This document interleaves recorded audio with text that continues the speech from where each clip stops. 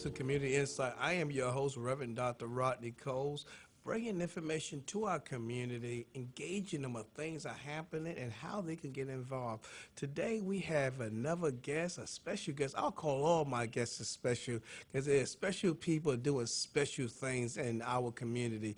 We have Mr. Chris. Mr. Chris here. Mr. Chris, could you please introduce yourself and tell us who you are and what you do? I'm Chris Singleton. I'm the Community Engagement Manager for Rise Against Hunger. We're an international corporation, but I work out of Kinston. I basically cover eastern North Carolina, working to secure churches and corporations, school groups, civic groups to try to package meals that we can help provide assistance to people around the world. Yeah. You know, when you mention that word hunger, it brings a spark that we have so much hunger around our world, in the community, but in our world, that it's even hard for anyone to think right when they don't have food.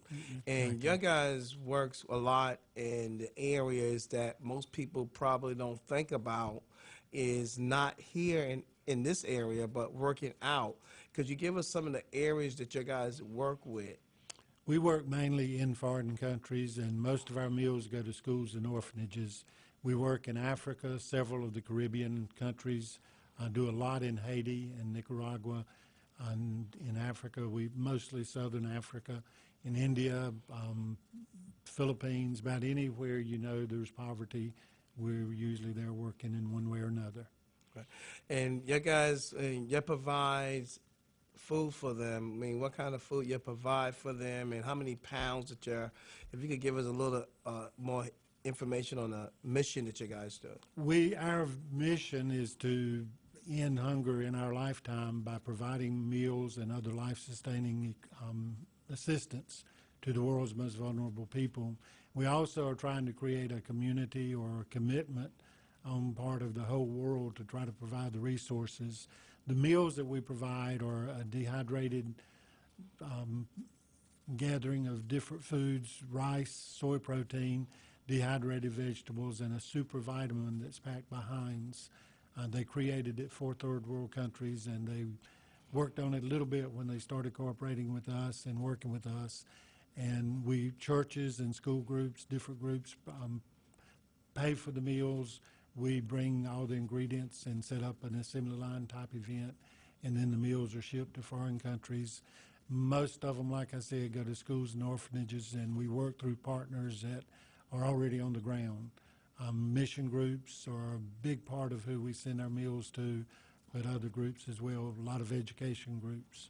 So we're working, we don't carry the food or send it or take it, but we go and work through partners that are on the ground.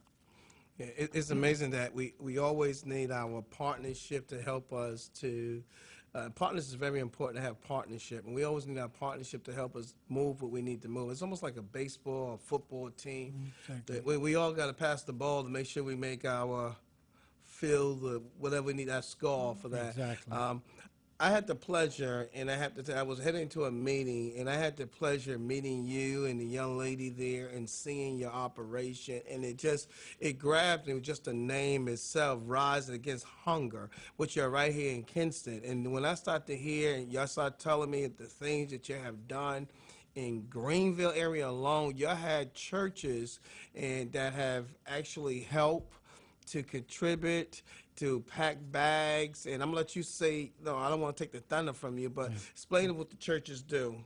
As a matter of fact, we were at St. Paul's Episcopal Church Sunday. We gathered Sunday afternoon. It's the first time their church had done the event. Right, many of their people had helped other groups around, but their pastor, an interim pastor, he and I served together in Kinston a while, so I knew him, and he's been gracious enough to carry this in several of the churches that he's interim in. But we gathered Sunday afternoon. We had about 120 people in a not very large fellowship hall. Got kind of crowded. We call our events mass confusion or organized chaos, but we had a wonderful time. We packaged up 10,000 meals in about an hour.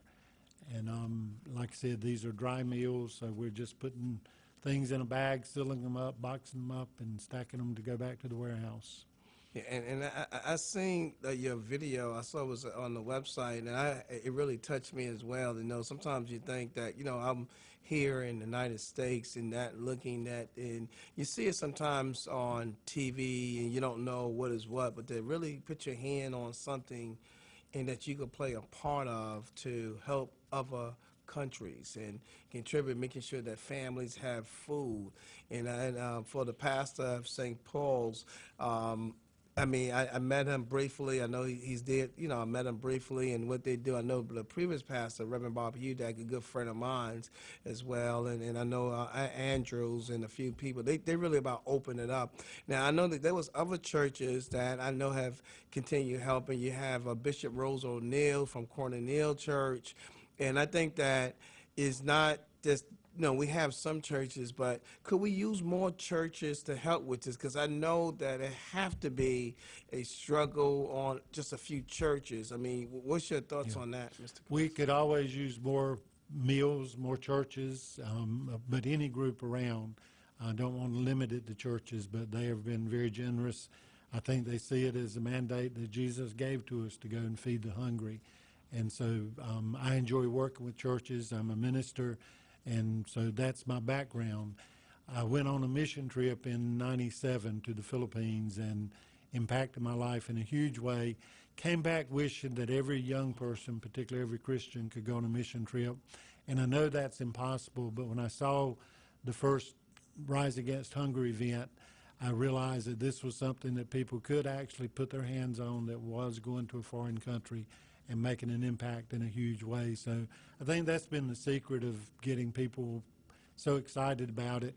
I tell people I have the best job in the world because I work with people at the events. Like I said, it's kind of confusing at first, but we smooth off. We do a gong every time we package 1,000 meals, and the first couple of gongs might take a little while, but after that it's pretty steady clockwork, surprising the people how quickly they come. And then I have people that leave thanking me for letting them work real hard for an hour or two. And that's just a tremendous blessing, just people filing out, thank you, thank you. I'm like, but we couldn't do it without you. And then the biggest benefit, of course, is knowing that the meals are supplying a real need in the lives of hungry people. So we constantly trying to get more churches and school groups involved. I work from Edenton, Elizabeth City area, right on down to Myrtle Beach, so travel right many miles. But Kinston, Greenville area, there's a lot of churches that could be packaging. We appreciate all those that are, but we would like to package more meals. We also, Eastern North Carolina does not do a lot of corporate events like a lot of the larger cities. We don't have the major corporations that some big cities have, but we do a few in the area and we enjoy them. They always are, they usually do super good because they're used to assembly line type things. And so we would love to get more involved with that. Here in Greenville, like we said, we did Koinonia. St. Timothy's packaged regular ever since this organization started, which was back in our big push was the earthquake in Haiti. And since then, they've packaged every year. Peace Presbyterian was having a major event. They got East Carolina involved with it. And then it became a Martin Luther King Day. So they've reached out to the whole community, and the last 2 or 3 years we've done the event on Martin Luther King Day, and 300, 400 people show up. So we've had a good time with that. Could use more financial support for that as well as people support, and even see more Martin Luther King events happening around Greenville stemming out of that one. So that's something we'd love to pursue. But I always looking to try to do more churches and get more people involved. So, and as people listen to this broadcast, churches as well as organization, it could be fraternity groups. Yes. Everybody is welcome to want to help. And you kind of the question I was about to ask, you kind of answered before I could get it out was how long a time, and you kind of already answered. It's about no more about an hour, 2 hours, 3 Yeah, minutes. we encourage people to plan an event to last at least an hour and a half, but we plan it to be an hour and a half. Like Sunday, we had a lot of people, knew that it probably would be less than an hour. If we go over 2 hours, it does become more like work. You're standing in one position for a while, so we don't want to go too long. If we go too quickly and the event's real short, we leave people kind of leave frustrated. They get real excited and want to do more. So we try to plan for about an hour and a half event, and that depends on the number of volunteers. And if they have a lot of people, we encourage them to raise a little more money, do it a little bigger, but we do try to keep it within that time frame. And that's kind of good as well, because you could kind of say, well, I can give you about 2 hours, three. Yeah. That's one Yeah. to put out. Now let me ask this: do you train us? Because like I'm like the sharpest knife in the drawer. You know, what I mean, if you know, is it like, well, I like to volunteer, but I don't want to Right. feel like don't know what I'm doing. Is it difficult to try to No, coordinate? we give before every event, we give about a 20-minute talk on hunger statistics and a few stories about what's happening around the world and some of the success that we've seen in the feeding programs that we work with. Tell a little bit about our organization, the fact of that we're not just packaging meals, we're helping with agricultural projects and school projects, road building. We help with a lot of water wells. Then we give the instructions, and most time people grab that pretty quickly. Like I said, it starts kind of slow and then gets a lot faster. But usually around eastern North Carolina, there's a few that have done it, and that always helps spread them out around the room and helps get the momentum going quicker. And it's good to know that it's not a whole lot to it, because when you say you give us a training, you give us an understanding why we're doing it, and they can do it. So someone's looking at this broadcast and they've probably been waiting. How do I get in contact with you? And like, you know, I'm hearing what you're saying. How do I help? How do I get in contact? Could you give us a contact telephone number and Sure. a website address? And if you could just let the broadcast know that what. We're located in Kinston on Highway 11 from here going into Kinston. My telephone number is 252-560-9437. That's 252-964. 60. That's all right. I'm sorry, 560-9437. And our website is riseagainsthunger.org. And if you go on there, you can see our different locations.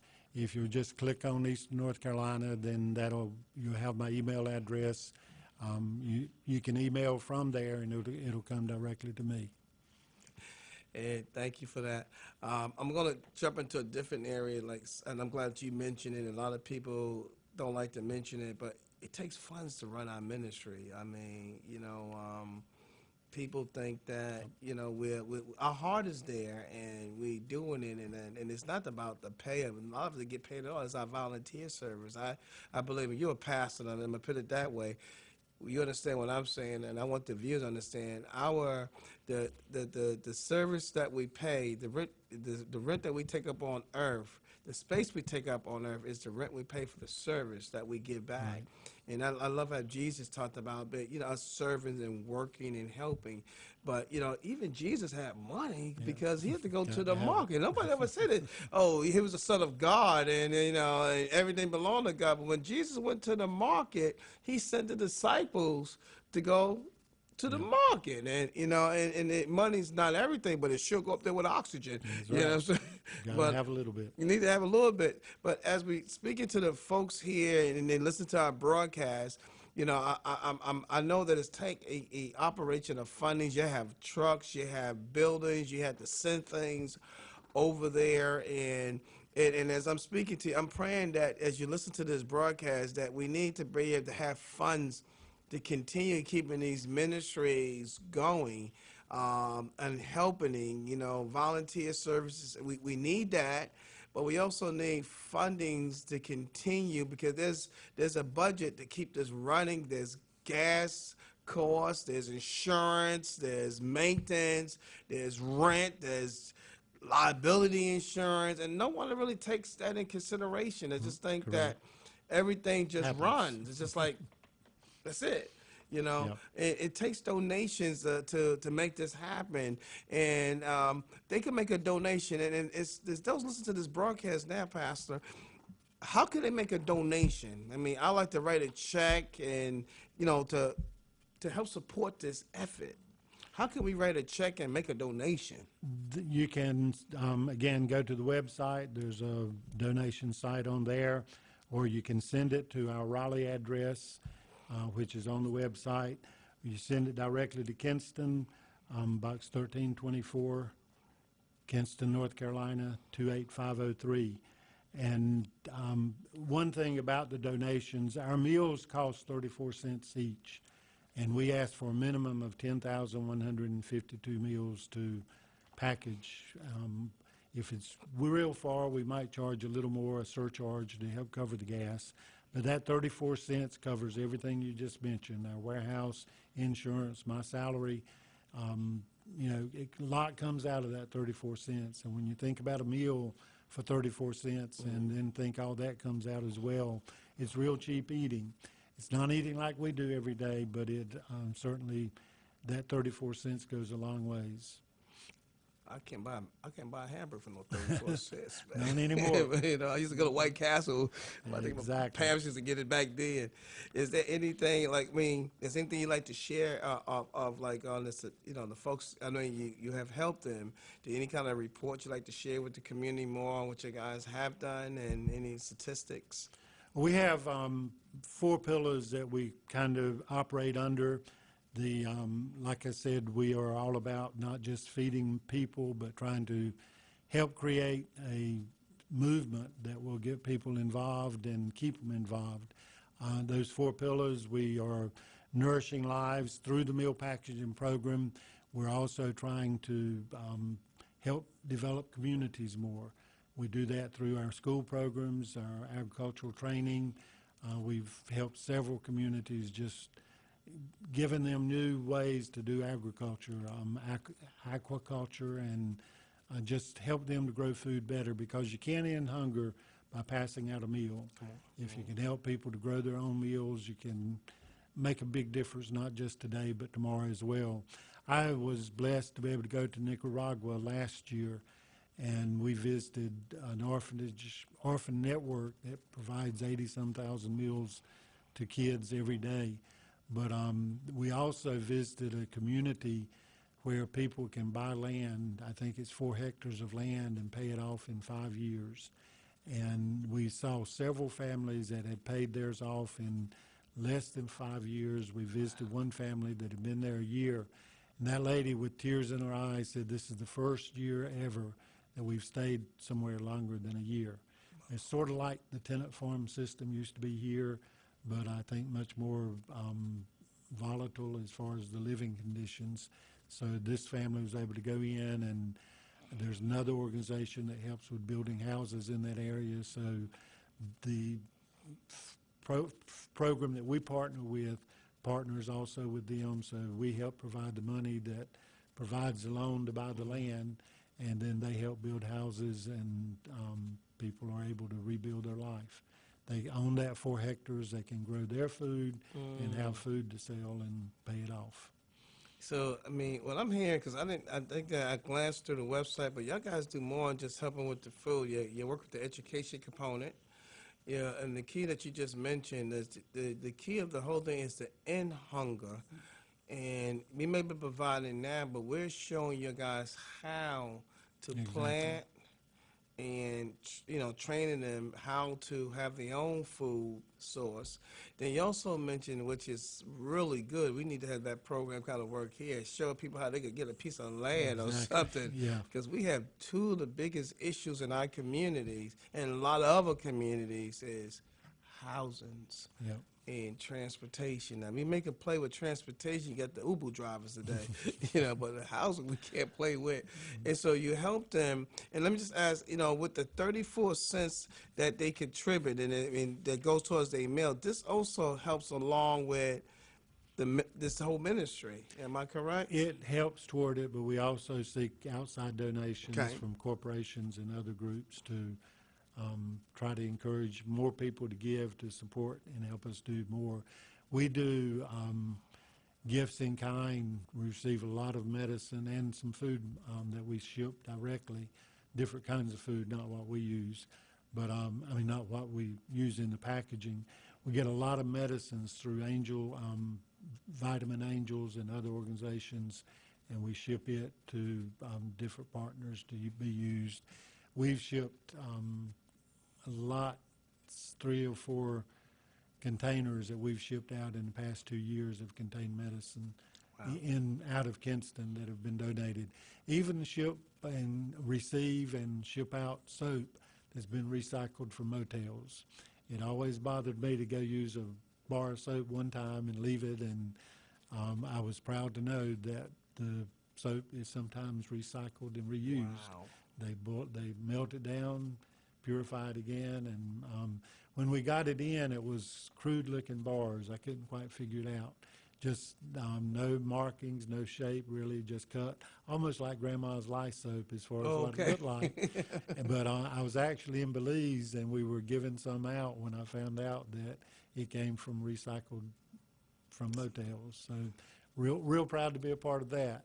The medicine, I think last year we gave out 33.6 million gifts in kind, and most of that was medicine, medical supplies.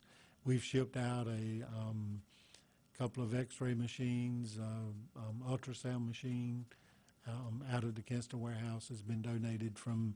Most of those are shipped to us to be shipped with a container of meals. So it's just amazing what we can use in different parts of the world. Well, you guys do a whole lot. Let me ask a couple of questions, 'cause we're getting close to the time mark. We talked about feeding them, feeding the communities, volunteers.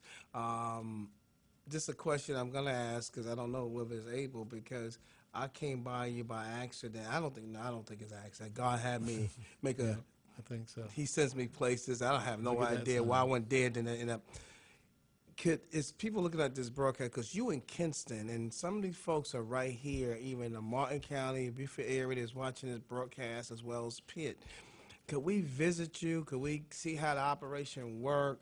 And that's one of the questions. And you also know that we can also accept corporation donations. I didn't ask a question, or this organization a 501c3. I didn't ask that Yes, question. it is. So thank you, and I meant to ask that. So that means that folks can make a check payable, which is a tax write-off for some of them, and we can visit you and to kind of see, because we really, what you guys are doing over there is really God is working right here in their own home. I'm gonna call the eastern part of North Carolina.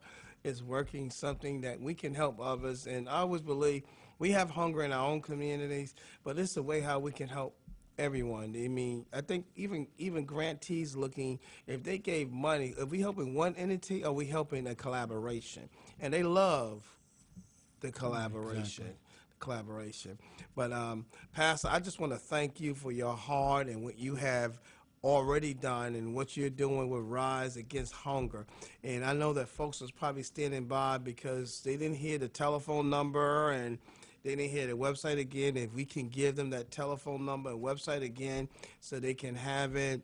And I said a few more words, and we're going to go ahead and close out this broadcast. Is there anything you want to say before we close out, Pastor? I just appreciate you allowing me to be here today and to share, and would encourage people to think about it. Packaging the meals, our events are not just a fun time, but one of the greatest tools for bringing a church or a community together. First few months I was working, we were in a little church somewhere down in the northeast corner, and this kid was the only teenager there, 14 years old. He said, "This is the best thing our church has ever done because all ages can work together." And we've had from 3 to 4-year-olds right on up to 92-year-olds helping package meals.